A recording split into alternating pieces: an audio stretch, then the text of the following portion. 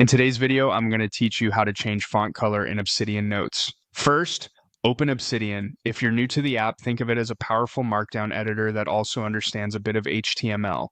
That's handy because changing font color in a single line or word is easiest with a tiny HTML snippet. To keep things organized, create a new folder in your vault. This gives you a clean spot for the example we're about to make and keeps your notes tidy as you experiment. With the folder ready, create a new note inside it.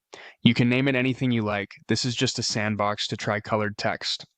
Now click into the notes editor and type the opening tag that will apply a color. You'll write a span tag with an inline style. Type a less than sign, the word span, a space, then style equals, followed by quotes with the color rule inside. It should look like this when spoken aloud. Less than, span, space, style equals quote color, colon, red quote, greater than. Written out, that's if you prefer, you can use other color names like blue or green, or even a hex code such as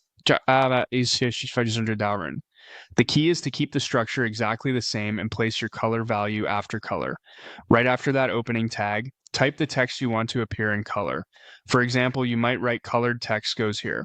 As soon as you do, Obsidian's live preview will usually render it with the chosen color as you type. If not, don't worry, it will display correctly in Reading View as well. When you're done with the colored portion, close the tag so only that section is affected.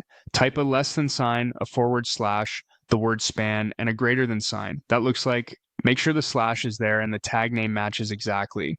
If you forget to close the tag, the color can continue beyond your intended text. A couple of quick tips to keep this smooth. Keep quotes around the style value so the HTML parses reliably.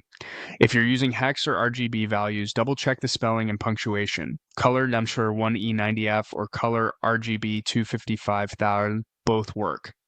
If you change your Obsidian theme, the colored text will still show because the color is defined right in the note.